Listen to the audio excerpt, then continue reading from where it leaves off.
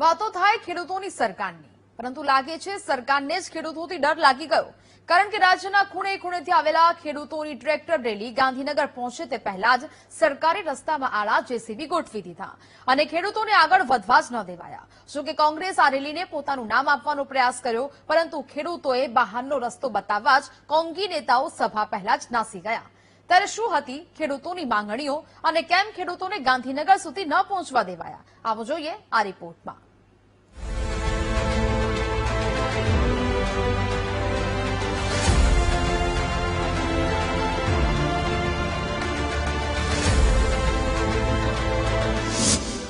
ખેડૂતોને ગાંધીનગર કોણે ન પહોંચવા દીધા? કેમ ખેડૂતોની માંગણીઓ સાંભળવા તૈયાર નથી સરકાર? વાતો ખેડૂતોની સરકારની, પણ ખેડૂતો પર થતો દમન નથી દેખાતો. સૌથી પહેલા ઉત્તર પ્રદેશની આ તસવીરનો જુઓ, જ્યાં ખેડૂતોએ ખુશ થઈને જમીનો એક પ્લોટ માંડ્યા, કારણ કે યોગી સરકારે તેમનો અવાજ સાંભળી ખેડૂતોની કલ્પનાથી પણ વધુ વળતર આપ્યું અને એરપોર્ટ બની ગયું. બીજી તરફ આપણું ગુજરાત છે, જ્યાં વાતો વિકાસની થાય છે, પરંતુ દબાણ ખેડૂતો પર ગુજારવામાં આવે છે. વીજ કંપનીઓની દાદાગીરી સામે ન્યાયની ગુહાર લગાવતા હજારો ખેડૂતો રાજ્યના ખૂણે ખૂણેથી અમદાવાદ પહોંચ્યા. અમદાવાદ સનાથલ સર્કલથી ગાંધીનગર સુધી ટ્રેક્ટર રેલીનું આયોજન કર્યું. રેલી પણ નીકળી, પરંતુ અગ્રજ સર્કલ પર જ શતાબ્દી મહોત્સવના મેદાનેથી ખેડૂતોને અટકાવી દેવાયા. મંજૂરી ન હોવાથી પોલીસે ખેડૂતોને અટકાવ્યા તો મુદ્દો ગરમાયો. ખેડૂતોને પોલીસ વચ્ચે ઘર્ષણ થયું. રસ્તા પર ચક્કાજામ કરાયો તો પોલીસે ખેડૂતોની અટકાયત કરી લીધી. અરે અમે રસ્તામાં આવ્યા તો કોંગ્રેસના બોડીએ બધે લાગેલા હતા. એવી વાત હતી જ નહીં કે કોંગ્રેસની પાર્ટી આ સભા ખેડૂતોની હતી.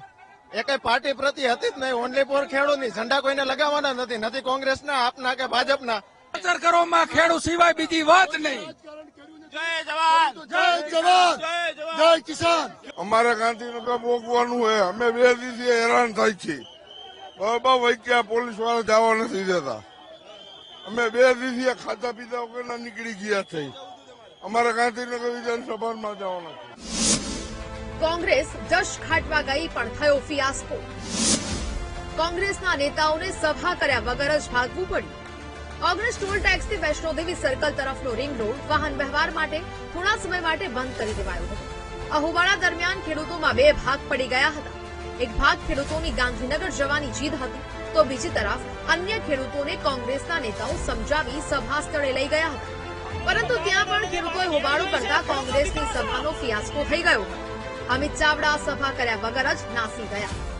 ખેડૂતોના હિતની, ખેડૂતોના અધિકારની વાત લઈને નીકળે તો કેટલાક ભાજપના લોકોને પેટમાં તેલ રેડાય, કેટલા આમ આદમી પાર્ટીના લોકોને પેટમાં તેલ રેડાય અને આવા લોકો કાર્યક્રમ બગાડવા માટે આવે.